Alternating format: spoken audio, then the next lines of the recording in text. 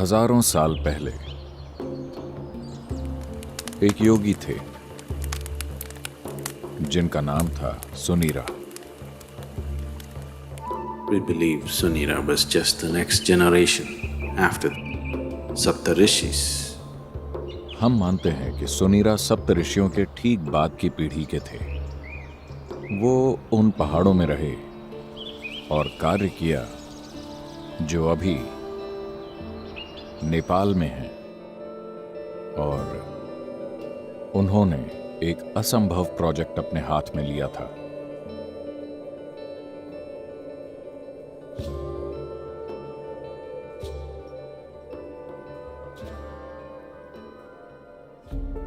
सुनीरा ने देखा कि मानव चेतना का विकास हो सकता है अगर आप एक परफेक्ट इंसान तैयार करें जो हर तरह के लोगों को ये प्रदान कर सके। एक तरह से वो शिव की परंपरा से आए थे। कहीं ना कहीं उनका सपना था कि शिव की तरह एक दूसरा प्राणी बनाए। वो एक बार फिर से एक जीते जागते शिव बनाना चाहते थे, दुनिया के लिए एक परफेक्ट गुरु जो पूरी तरह बहुआयामी हो। सिर्फ इस तरह की शिक्षा या उस तरह की शिक्षा न दें जैसे शिव ने पूरी मानव चेतना और मानव शरीर की हर संभव रूप में खोज की थी। वो वैसा जीवित प्राणी बनाना चाहते थे, तो उन्होंने एक ऊर्जा शरीर बनाना शुरू किया उस तरह का।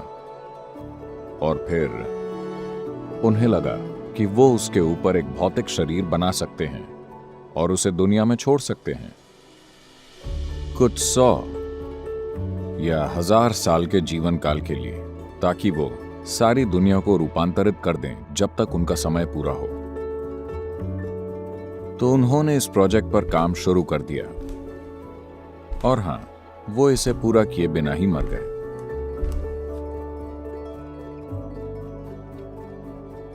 तो यहां और वहां इन 15,000 सालों में कई महत्वाकांक्षी योगियों ने उसी प्रोजेक्ट को उठाया जिसे सुनीरा ने छोड़ा था, और फिर से एक परफेक्ट गुरु के ऊर्जा शरीर को बनाने की कोशिश की जो मानव चेतना को रूपांतरित कर सके।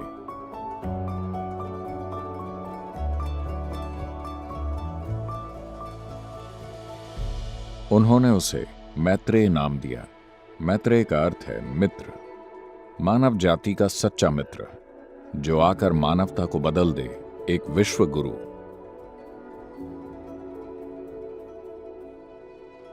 पीढ़ी दर पीढ़ी कई योगियों ने दोबारा सुनीरा के उसी अधूरे प्रोजेक्ट को पूरा करने की कोशिश की।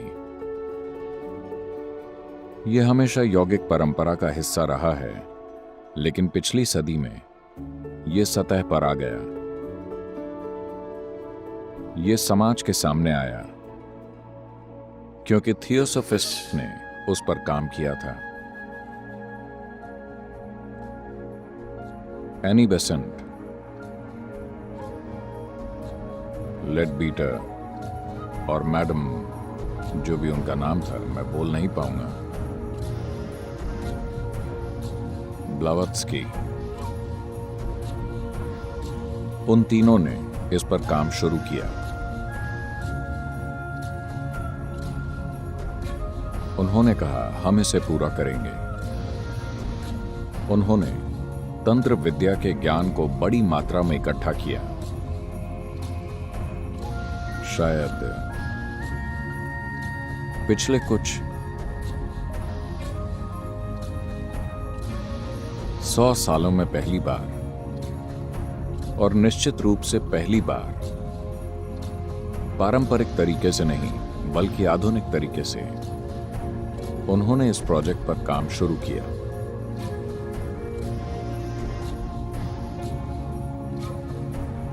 और उन्होंने इस प्राणी को ढूंढने का प्रयास किया। इस अधूरे प्रोजेक्ट को वो अपने हाथों में लेकर पूरा करना चाहते थे। कुछ काम किया गया। उनके पास ज्ञान था, पर उनके पास काबिलियत नहीं थी।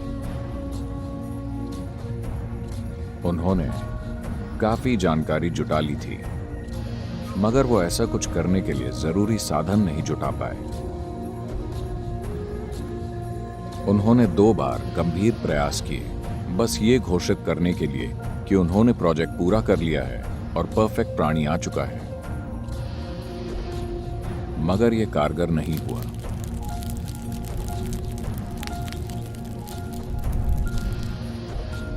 एक और समानांतर रेखा भी खींची जा रही थी। पिछले कुछ सहस्त्राब्दियों से, जहां कुछ और योगी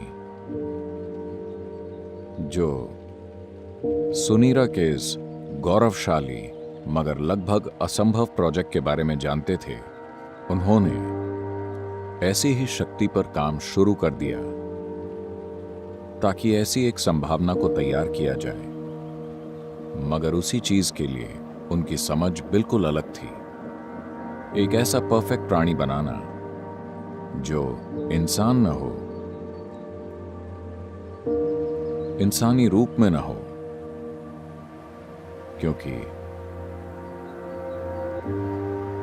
क्योंकि इसे एक इंसान में डालना एक ऐसी संभावना को इंसानी सिस्टम में सभी क्षमताएं हैं, पर फिर भी इसमें उसे थामने के लिए सीमा की जरूरी समग्रता नहीं है।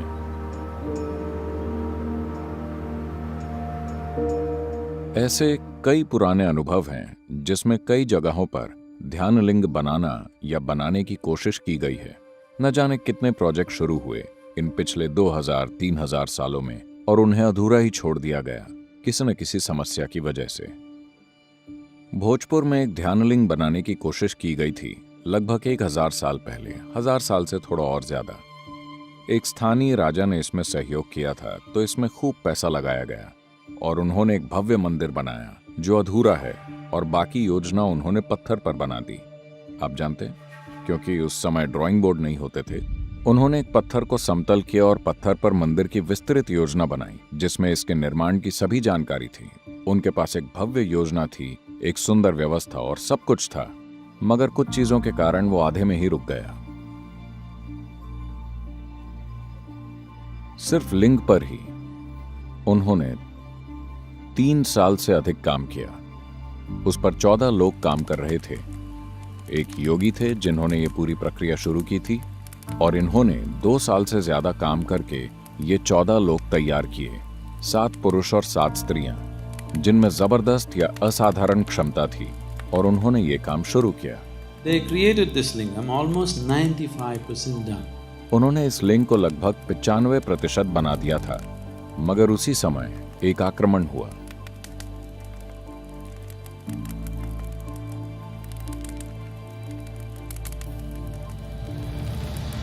जो लोग हमला करने आए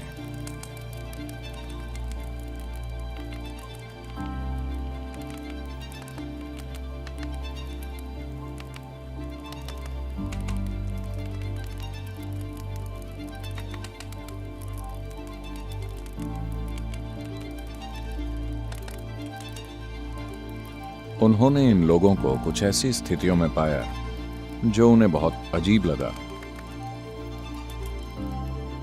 और उन्होंने हमला कर दिया।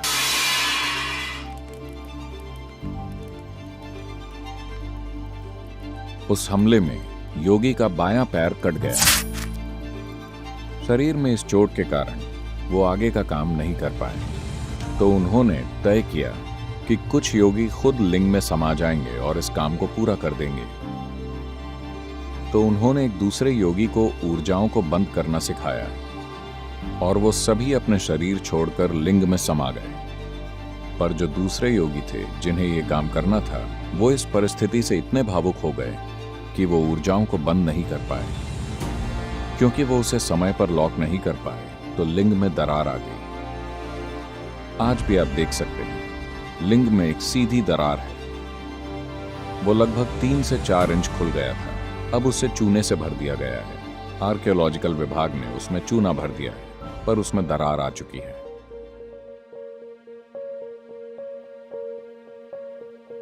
ऐसी संरचनाएं बनाना कई योगियों की इच्छा रही है, क्योंकि आत्मज्ञान के साधन बनाना सिर्फ उपदेशों की तरह या अभ्यासों की तरह नहीं जिन्हें कोई कर सके, बल्कि जीवित साधन जिनके आसपास लोग समय बिता सकें, जीवित साधन जिनसे लोगों को उस प्रक्रिया की ओर ले जाया जा सके। ये हमेशा से योगियों की सबसे बड़ी इच्छा रही है। One of them who had such a desire fixed me up for the job. ऐसी इच्छा वाले एक योगी ने इस काम के लिए मुझे चुना।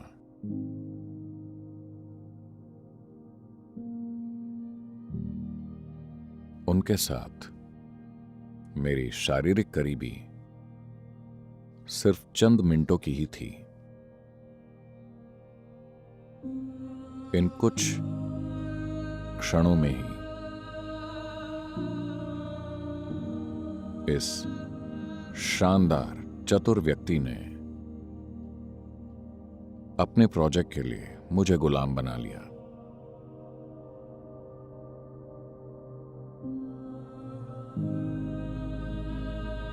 मैंने हर काम बस इसे साकार करने के लिए किया, क्योंकि ये मेरे गुरु का सपना था। ये उन्हीं की दूरदर्शिता थी कि ध्यानलिंग स्थापित किया जाना चाहिए।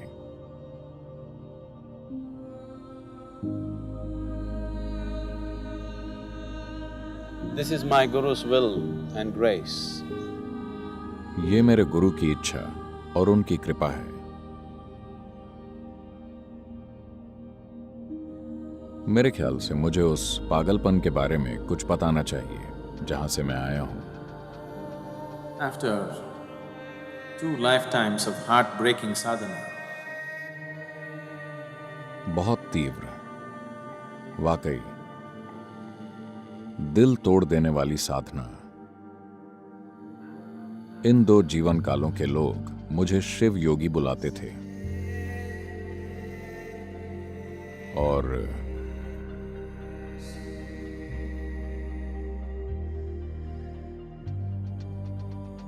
जब जरूरत थी, जब मेरे गुरु प्रकट हुए,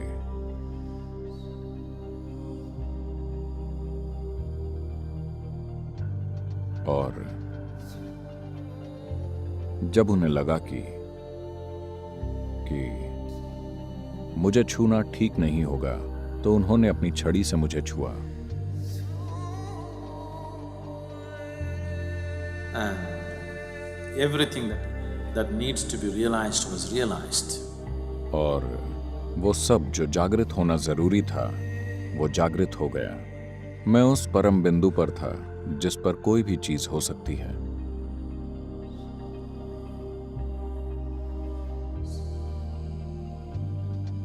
तो उस प्राणी को शिव योगी कहा गया,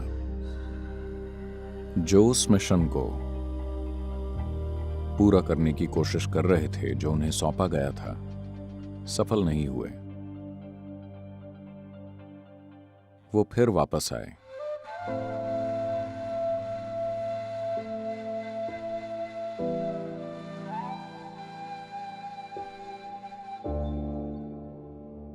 सद्गुरु श्री ब्रह्मा के रूप में। कड़ी मेहनत की,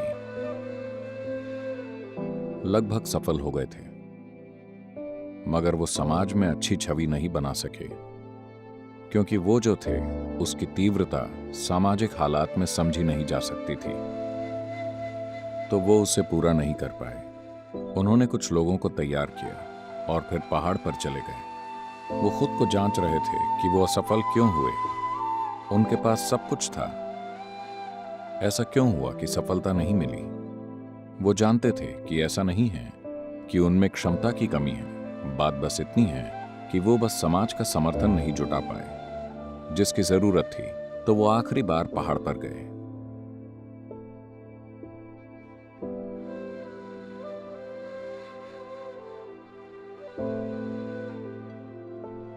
ऊपर जाने से पहले उन्होंने घोषणा की यहाँ तलहटी पर उनके कुछ शिष्य वहां इकट्ठा हुए। सब ने पूछा, अब क्या करें? He said, even Tirpi Varwan, that means this one will be back again. वो बोले, इवन तिरपी वरुवन, मतलब ये फिर लौट कर आएगा। और वो आखिरी बार पहाड़ पर गए।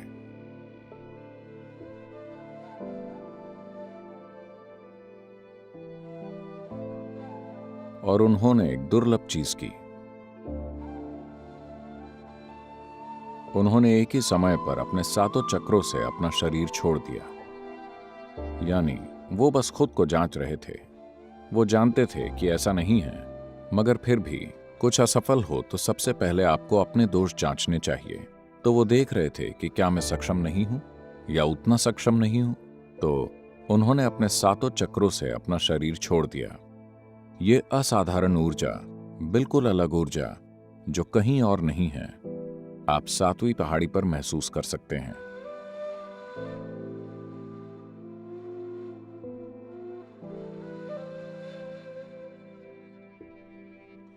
ये कहीं भी मौजूद किसी भी चीज से बहुत ही अलग है। ये बिल्कुल अलग है। तो ऐसा करके वो जान गए कि समस्या क्या है। आपने परिस्थितियों को ठीक से नहीं संभाला।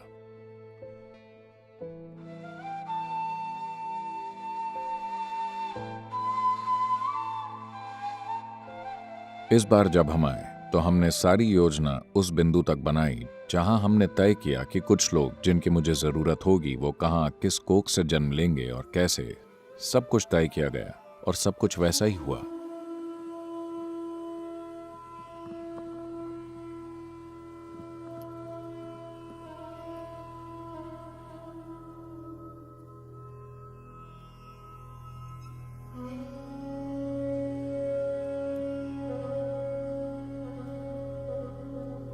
प्राण प्रतिष्ठा के लिए जिन लोगों की जरूरत थी, मैंने उन्हें सही जगह पर रखा ताकि सही समय पर सब कुछ साथ में आ जाए। इसके बावजूद इस जीवन में इसे पूरा करने के लिए लोगों को साथ लाने, उन्हें उनका अतीत याद दिलाने, उन्हें तैयार करने में 18 साल की तैयारी लगी। यह आपके लिए परी कथा जैसा है, मगर यह ऐसी चीज है जो हमारे लिए एक जीवित सच्चाई है।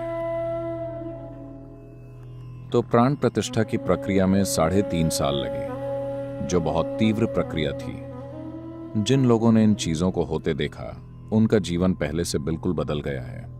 ऐसी चीजें जिनकी उन्होंने कभी सपनों में भी कल्पना नहीं की थी, उन्होंने देखी। उन्हें अब भी विश्वास नहीं होता कि उनकी मौजूदगी में वाकई ऐसा हुआ।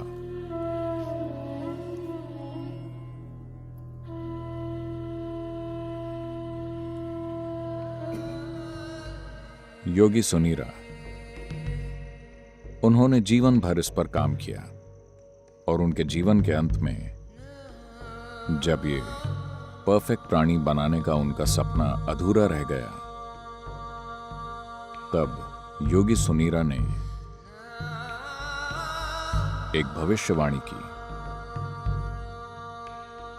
आज से बहुत लंबे समय बाद, बहुत ज्यादा लंबे समय के बाद मेरे द्वारा शुरू किया गया ये काम पूरा होगा और गूंजेगा।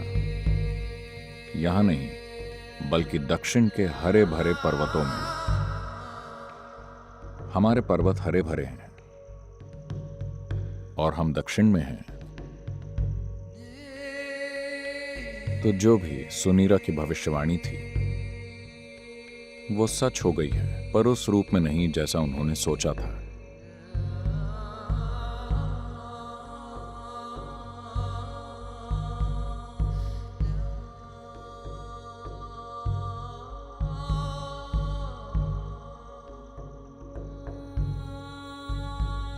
ध्यानलिंग एक जीवित गुरु की तरह है। एक आध्यात्मिक साधक के जीवन में गुरु की भूमिका सिर्फ शिक्षा या मार्गदर्शन देना नहीं है। सबसे बुनियादी चीज जिसकी वजह से एक आध्यात्मिक साधक गुरु की तलाश करता है, वो ये है कि एक गुरु उसकी ऊर्जा को एक अलग आयाम में जागृत कर सकता है। एक आध्यात्मिक साधक के जीवन में गुरु की भूमिका का ये पहलू ध्यानलिंग ने बहुत अच्छी तरह पूरा किया है। एक बार ध्यानलिंग के घेरे में आने के बाद कोई व्यक्ति अपने अंदर मुक्ति का आध्यात्मिक बीज बोए जाने से नहीं बच सकता।